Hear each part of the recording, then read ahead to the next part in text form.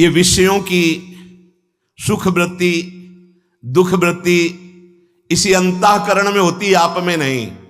पर आप उसके भोक्ता बन गए हैं, इसलिए सुख और दुख वृत्ति आपको भोगनी पड़ रही। क्यों? क्योंकि इस त्रिगुणात्मिका माया ने आपके अंदर भ्रम पैदा कर दिया कि मैं शरीर हूं, मैं सूक्ष्म शरीर हूं, मैं इंद्रियां, इनके द्वारा भोग भोग रहा हूं। ना आपको प्राण का परिचय है, ना कर्मेंद्री का परिचय है, ना आपको ज्ञानेंद्री का परिचय है, ना अंतःकरण का परिचय है, और आप इसी में आसक्त हैं और आप अपने को कह रहे हैं हम साधक हैं।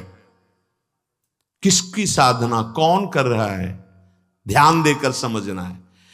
उपासक इन तीन गुणों की वृत्तियों को देख ही नहीं पा रहा है कि इन तीन गुणों से संचलित होकर के तीनों शरीर बार बार मुझ अजन्मा को, मुझ अमल को मलयुक्त करके फंसाते चले जा रहे हैं।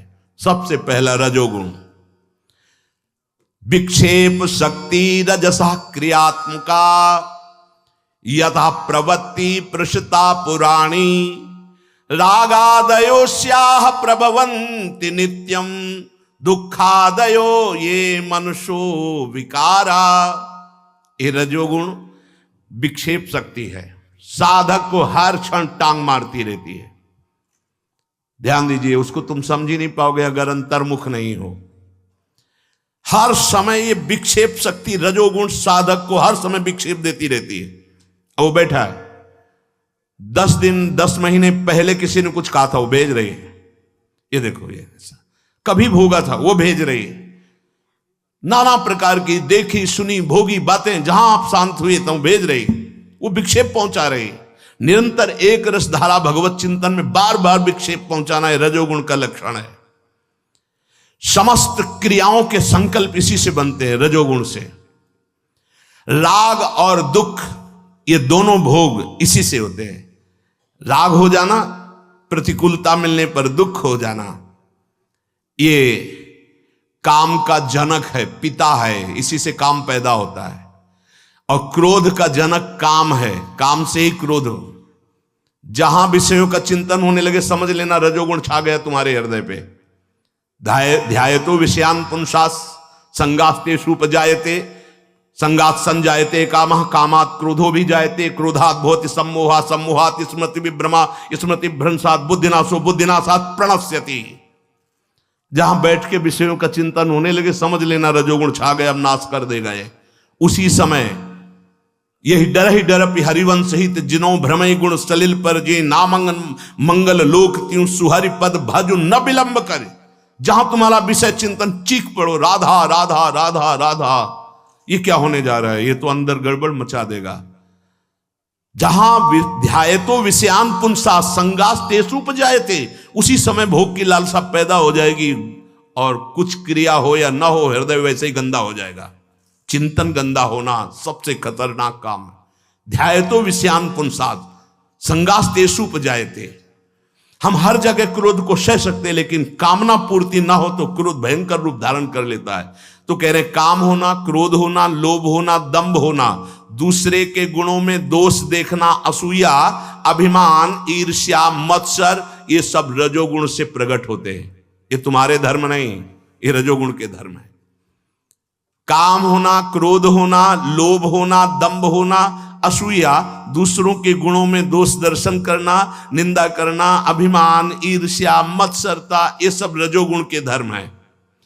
अगर राजसिक भोजन होगा, रजोगुणी लोगों का संग होगा तो रजोगुण बढ़ेगा। रजोगुण बढ़ेगा तो काम होगा, क्रोध होगा, लोभ होगा, दंभ होगा, दूसरों के गुणों में दोष दर्शन होगा, अभिमान होगा, ईर्ष्या होगा, मत्सरता होगी, निंदा होगी।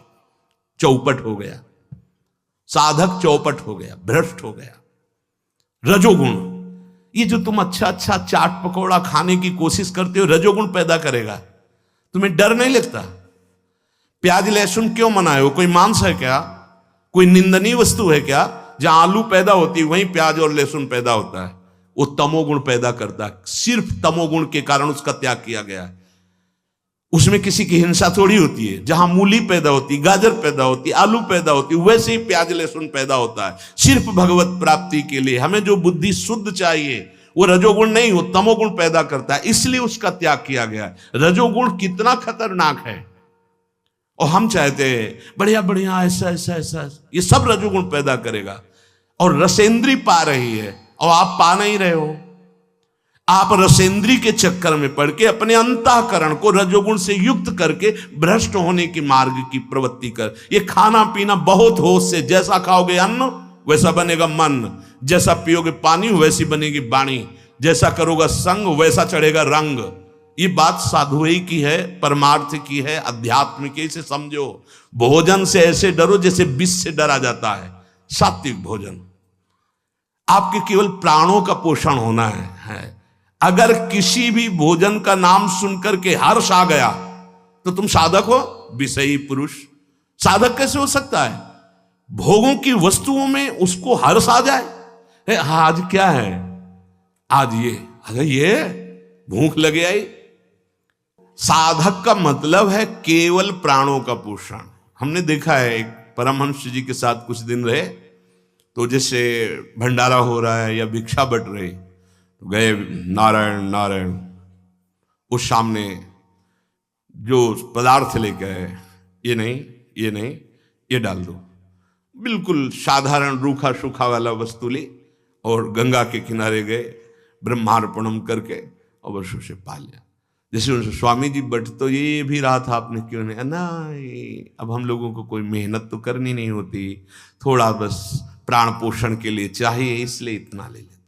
उन्होंने त्याग वैराग्य नहीं बघाड़ा कि उसमें रजोगुण आएगा, उसमें कुछ नहीं। उनका मेहनत तो करनी नहीं होती, शांत बैठना होता। शांत बैठने के लिए थोड़ा अल्प भोजन और सूखा भोजन। पूज्य पादुड़िया बाबा, जिसका भोजन सरस बराबर भजन नीरस, जिसका भोजन नीरस बराबर भजन सरस। क्या करने आए हैं उपासक, चाहे गृहस्थ हो या विरक्त? क्या करना है? भोजन नीरस भजन सरस। भोजन सरस भजन नीरस। देखो, अरे कई कई दिन भोजन नहीं, ऊपर से अपमान और प्रकृति का सीधा वार सहना।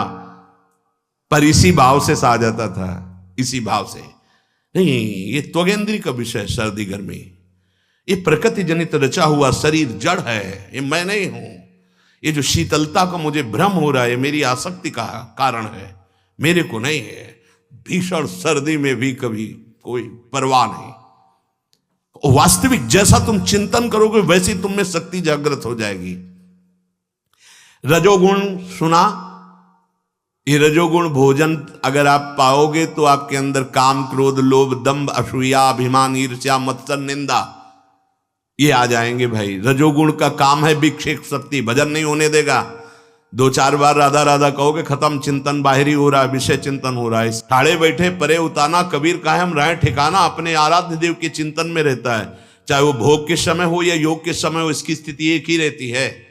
चाहे वो पदार्थ पा रहा हो या पदार्थ निवृत्ति एकांत में हो, चाहे वो सभा में हो या एकदम गुफा में हो, दोनों उसके लिए समान रहते हैं, क्योंकि रहे ठिकाना अपने आराध्य देव के चिंतन में रहता है। इसलिए कोई गुण धर्म उसे प्रभावित नहीं कर पाता। ध्यान रखना, अगर नाम चल रहा तो कोई भी गुण धर्म तुम्हें प्रभावित नहीं कर पाएगा, और नाम नहीं चल रहा तो ये गुणानुगुण वर्तनते जबरदस्ती आपसे करवा लेंगे।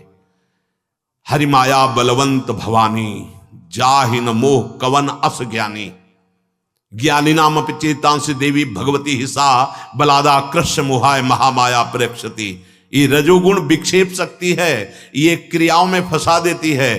काम, क्रोध, लोभ, दंभ, असूया, अभिमान, ईर्ष्या, मत्सर, निंदा। इसलिए भोजन पर सुधार रखो। भोजन सात्विक, संग सात्विक, वातावरण सात्विक। पीछे बताया गया था कि अगर 10 ये सात्विक हैं तो सात्विक और राजसिक हैं तो राजसिक। अब आगे महामहिमा तमोगुण की सुन लीजिए। ऐसा वृत्तिर्नाम तमोगुणस्य शक्तिर्यया वस्त्वभासतेन्यथा, सैषा निदानम पुरुषस्य संसृतेर विक्षेप शक्ति प्रसरस्य हेतु। ये तमोगुण कुछ का कुछ दिखाता रहता है। चश्मा है ना, रंग भरा तो रंग भरा दिखाई देगा, सादा तो सादा दिखाई देगा, लाल तो लाल दिखाई देगा। ये तमोगुण आवरण शक्ति है, रजोगुण विक्षेप शक्ति है, तमोगुण आवरण शक्ति ढक दिया। ये कुछ का कुछ प्रतीत, हम देखने चले थे सब में भगवान, लेकिन तमोगुण ने हमें कुछ और दिखा दिया। ये तमोगुण साधक को ढक लेती है, अंतःकरण, आवरण शक्ति, विचार शक्तिहीन कर देती है। ये जन्म मरण का मुख्य कारण है। तम से ही अहंकार है। तमोगुण के अधिष्ठात्र देवता अहंकार के भगवान रुद्र, ये भारी विनाशकारी है तमोगुण। ये आवरण शक्ति यदि विक्षेप शक्ति से मिल जाए, रजोगुण और तमोगुण, बस हो गया खेल। तो लगभग ऐसा ही चलता है। सतोगुण तो 24 घंटे में अगर कोई सात्विक आहार आदि है तो थोड़ी देर के लिए आया, बका ये ही दोनों अपना प्रभाव रखते हैं, विक्षेप शक्ति और आवरण शक्ति। रजोगुण और तमोगुण, काम का चिंतन, क्रोध का चिंतन, ईर्ष्या, द्वेष, ये सब। ये विक्षेप शक्ति और आवरण शक्ति दोनों मिल जाए तो निश्चित ही अगले जन्म का हेतु बना देती है। इनके द्वारा ऐसी क्रियाएं होती हैं। तमोगुण से ग्रस्त हुआ चाहे जितना विद्वान या बुद्धिमान पुरुष हो, उसकी ज्ञान शक्ति खो जाती है। मुझे क्या बताया ना, विक्षेप शक्ति और आवरण शक्ति। जैसे काम चढ़ा और आवरण शक्ति तमोगुण भी आ गया, अब आप नहीं बच सकते, क्योंकि आपकी सोच का पहला आवरण कर देगा तमोगुण, और क्रिया शक्ति बलवान रजोगुण आपको भेद देगा, भ्रष्ट कर देगा। क्रोध काम से उत्पन्न हुआ रजोगुण से, लेकिन तमोगुण आवरण कर दिया, अब आपका भूल जाएगा कि हमारे सामने पूज्य जन है, कैसी बात करनी चाहिए, कैसा व्यवहार करना चाहिए। चाहे जितना विद्वान बुद्धिमान हो, आवरण शक्ति ढक लेती है। ये तमोगुण सामने कुछ और दिखाई देने लगता है, बोला कुछ और जाता है, समझ में कुछ और आता है, उसकी भ्रम बढ़ जाता है। ये तमोगुण की महती आवरण शक्ति बड़ी प्रबल है, इसको काट पाना। इस आवरण शक्ति से जब युक्त हो जाता है तमोगुण से, तो उसे हर बात विपरीत लगती है। आप मुस्कुरा के भी देखो तो जरूर हमारा उपहास कर रहा है, ये हंसा क्यों, अब इसको हंसी का फल दिखाएंगे, एकदम वो हर समय नाक में गुस्सा बना रहेगा। विपरीत भावना आ जाएगी, अभावना, जो पूज्य जन उनके प्रति भाव बिगड़ जाएगा, असंभावना आ जाएगी, तमोगुण की शक्तियां उसके अंदर जागृत हो जाएंगी और वो अपनी स्थिति से डामाडोल होकर अपराध कर बैठेगा। अज्ञान, आलस्य, खूब सोना पड़े, अरे कोई तो साधना ही सोने की करते हैं। 5 घंटे साधक के लिए, बस 6वां घंटा नहीं, 6 घंटे उनके लिए जो मेहनत करते हैं, शारीरिक श्रम। 5 घंटे बहुत है, 5 घंटे, 1.5-2 घंटे में विश्राम पूरा हो जाता है अगर अच्छा उपासक हो। चलो भाई 3 घंटे सही, 5 घंटे तो पर्याप्त हो गए, लेकिन कोई 10 घंटे के ऊपर भी लांघने की सामर्थ्य रखते हैं, तो धन्य है जीवन। जब तमोगुण में जीवन व्यतीत हो रहा है, कोई जीवन, नींद लेना कोई अति पवित्र बात नहीं है, तमोगुण का लक्षण है। उचित ले लो जिससे हमारी साधना बने। युक्ताहार विहारस्य युक्त कर्मश्चेष्टसु, हमारी नींद भी चलो साधना में सहायक हो। 4 घंटे 5 घंटे ऐसा 6, एक नियम होना चाहिए। ये तमोगुण का नींद का ऐसा प्रभाव है कि बहुत जल्दी ये आवरण ढक लेता है। तो अज्ञान पहला, फिर आलस्य नहीं होना चाहिए, इससे लड़ाई की जाती है, और इससे जब लड़ाई कर दो तो आखिरी में विदा भी हो जाता है, जाओ हम तुम्हें छोड़ते हैं। अखियां रूप के रंग रंगी, निरखि स्वरूप कुंवरी राधे को याही माही पनी, न सोई न जगी। एक अद्भुत, अरे एक परमानंद प्राप्ति के मार्ग में हो, काहे को इतना समय बर्बाद करते हो। ऐसी लगन लगनी चाहिए जैसे एक गरीब आदमी धन कमाने का अवसर मिला हो तो ओवर टाइम करता है, इतने से बच्चों की व्यवस्था हो जाएगी, इतने से पढ़ाई की व्यवस्था, इतने से घर की व्यवस्था। ऐसे हमको भजन में लगना चाहिए। सब सो रहे हैं, अवसर मिला 1 घंटा और भजन कर, फिर लेट गए, थोड़ा आराम किया, फिर स्नान सोच, अपनी दिनचर्या। अच्छा, अपने लिए तो, विरक्त मार्ग के साधक के लिए तो एक ही काम है, भजन करना। जब समय मिले हम अपनी नींद को पूरी कर ले। ऐसे समय में जब सब सो रहे हैं तो हम थोड़ा 1 घंटा तो निकाल ले, कि उस समय हम जाग कर सबके बीच, सब सो रहे हैं, हम जग करके मंत्राकार वृत्ति कर रहे हैं। एक लगन लगनी चाहिए। 3 घंटे 4 घंटे विश्राम हो गया 24 घंटे में बहुत है। आप जैसा अभ्यास करेंगे वैसा ही हो जाएगा।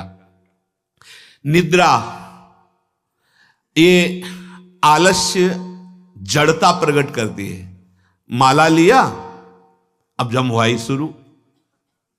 ये तमोगुण का लक्षण। तुम्हारे खान पान में, तुम्हारी रहने में कमी है, देखो ना, आप देखना तमोगुण बढ़ जाएगा तो ये स्थिति है। जड़ता, आलस्य, निद्रा, प्रमाद, अज्ञानमालस्य जडत्व निद्रा, प्रमाद मूढ़त्व मुखास्तमो गुणाः, एतैः प्रयुक्तो नहि वेत्ति किंचित् निद्रालवस्तम भवदेव तिष्ठति। निद्रा, प्रमाद, मूढ़ता, क्रोध आदि की वृत्तियां भयंकर रूप धारण कर लेना, विक्षेप शक्ति क्रोध और तमोगुण का आवरण, हिंसा आदि भारी दोष इससे हो जाते हैं। इनसे युक्त हुआ पुरुष कभी परमार्थ को नहीं समझ सकता, वो अधिकतर निद्रालु ही रहता है। अभ्यास योग युक्तेन चेतसा नान्यगामिना। आप देखो, अगर आप ढिलाई करोगे शरीर मान करके तो बहुत घाटा हो जाएगा। आप स्थूल शरीर नहीं हैं, आप सूक्ष्म शरीर नहीं हैं, आप इंद्रियां नहीं हैं, आप प्राण नहीं हैं, आप अंतःकरण नहीं हैं, आप आत्मस्वरूप हैं। इनसे डट करके भजन करवाइए। ये आप नहीं हो जो विलासिता में इनको नष्ट कर रहे हो। अज्ञान, आलस्य, जड़ता, निद्रा, प्रमाद बड़े खतरनाक ये हैं। मूढ़ता, ये सब तमोगुण के लक्षण हैं। तमोगुणी पुरुष में निद्रालुता और स्तंभता ये बनी रहती है।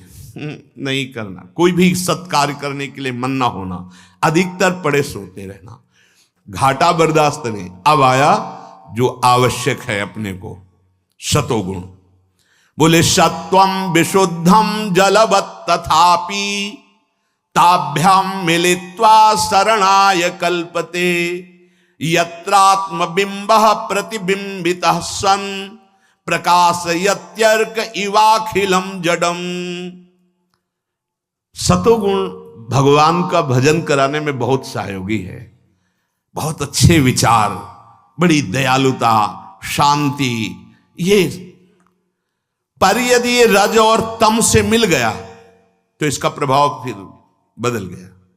रजोगुण तमोगुण मिल गया तो कुछ नहीं कर पाएगा, बहुत भयानक है रजोगुण। इसीलिए भोजन बहुत समझ के बोले ये नहीं खाना, ये नहीं खाना। ये संत जन रोकते क्यों रहते हैं? इसीलिए कि तमोगुण बढ़ जाएगा।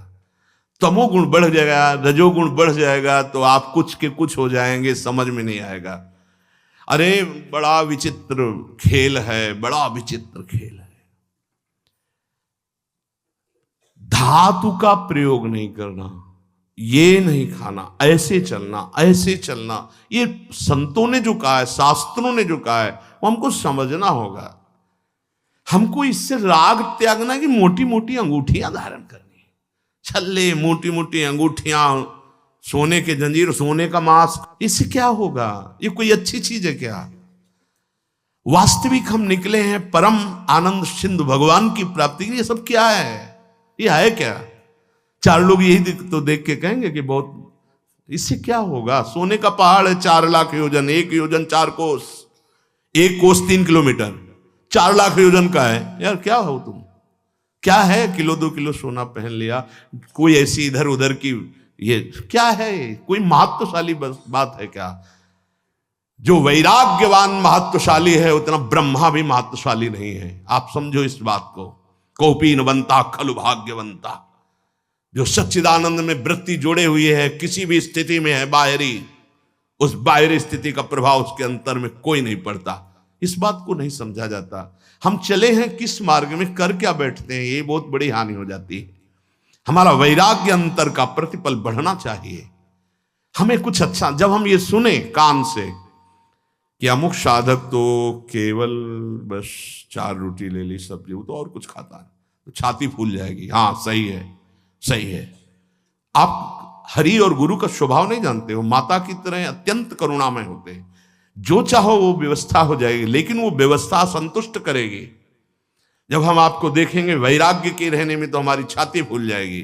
जब आपको हम देखेंगे विलासिता की तरफ बढ़ रहे तो देव ही रहे, आराध्य देव गुरुदेव, पर संतुष्टता होगी। साधक अपने साथ बहुत बड़ी हानि कर रहा है, ये नहीं जान रहा कि मैं फिसल रहा हूं, मैं गिर रहा हूं। इंद्रियों की अधीनता, इंद्रियों की विलासता, ये हमारा नाश है। सत्वगुण जब आता है तब एक शांत वृत्ति होती है, मन भजन में लगने लगता है, ये जड़ पदार्थों की तरफ से अपने आप घृणा होने लगती है, भोगों की तरफ से। ये सत्वगुण का प्रभाव है। अमानित्व, ये सत्वगुण का प्रभाव है। मान स्वीकार नहीं करना, कितना सुंदर है सत्वगुण। लेकिन गुणातीत, इससे भी ऊपर उठना है। मंजिल कितनी कठिन है देखो ना। अमानित्व, कोई भी मान स्वीकार न करना है, सत्वगुण का पहला लक्षण है। यम नियम, श्रद्धा, भक्ति, मुमुक्षता, देवी संपदा, समस्त सद्भोगों का त्याग, ये सत्वगुण। अगर सत्वगुण आ जाए तो अभी भक्ति में रंग आ जाए। इसीलिए खान पान केवल सत्वगुण होना चाहिए। दृश्य सत्वगुण, पाठ सत्वगुण, जो हमारे पढ़ने के विषय बहुत, इसीलिए कहा जाता है समाचार मत पढ़ो, उसमें रजोगुण तमोगुण की वृत्ति बढ़ जाएगी। कोई भोग विलासिता की बात, कोई हिंसा की बात, ऐसा क्यों हुआ, उसका चिंतन बनेगा, आपको विक्षेप पहुंचाने वाला, आवरण पहुंचाने वाला तमोगुण रजोगुण बढ़ जाएगा। इसलिए बहुत सावधानी, यदि आप भगवत मार्ग में हो तो बहुत सावधानी से। जब सतोगुण रज और तम से बिल्कुल अलग हो जाता है, रज और तम एक तरह से समाप्त हो गया, शुद्ध सतोगुण आ गया। पहले तो सतोगुण जिसमें रज भी आ सकता है, तम भी आ सकता है। शुद्ध सतोगुण ज्यों ही आया तो अखंड प्रसन्नता। देख लो, अखंड प्रसन्नता किससे आई? रुपया से नहीं, भोगों से नहीं, पदों से नहीं, कभी प्रसन्नता नहीं आ सकती इससे। शुद्ध सतोगुण आया तो अखंड प्रसन्नता आ गई। शुद्ध सतोगुण आया तो आत्म अनुभव की तरफ बढ़ गया। इसीलिए बहुत आवश्यक है सतोगुण। शुद्ध सतोगुण आया तो परम शांति स्थापित हो गई, तृप्ति हो गई। अब किसी भी विषय की इच्छा नहीं होती, आत्यंतिक आनंद की उत्पत्ति। और फिर शुद्ध सतोगुण भी लय हुआ तो परमात्म स्थिति, ये हो गया गुणातीत स्थिति। अभी हम फंसे रजोगुण तमोगुण, कभी कभी सतोगुण। इसलिए उपासक को चाहिए कि सूक्ष्म शरीर अंतःकरण में अंतर्मुख रहते हुए देखता रहे, इस समय कौन सा गुण बढ़ गया, रजोगुण बढ़ गया कि तमोगुण बढ़ गया। अगर ये सब देखने की तुम्हारी अभी विवेक शक्ति जागृत नहीं हुई तो एक प्रार्थना केवल मान लीजिए, राधा राधा राधा, ये छूटने न पावे तो सबसे बचा लेगा। है ना इसका प्रभाव। तभी महाप्रभु हरिवंश चंद्र जो इशारे में कह दिया कि इह डर पि हरिवंश हित, जिनो भ्रमय गुण सलिल पर, जी नामन मंगल लोक ति सुहरि पद भजन। बोले मैं 18 वर्ष से ऐसा कर रहा हूं, मुझे कोई आनंद तो नहीं मिला। आप सिद्धांत से चलिए, 18 दिन में आनंद आने लगेगा। 18 वर्ष तो बहुत बड़ी बात है। आप रजोगुण तमोगुण के अनुसार प्रेरित होकर कर्म करेंगे और चिंतन हो रहा विषयों का 2-4 माला, तो आप सोचते हो परमानंद की अनुभूति हो जाएगी। नहीं, आप पद्धति से चलिए, सिद्धांत से चलिए। ये सत्संग ना कोई सुनने के लिए तैयार है ना कोई सुनाने के लिए तैयार है।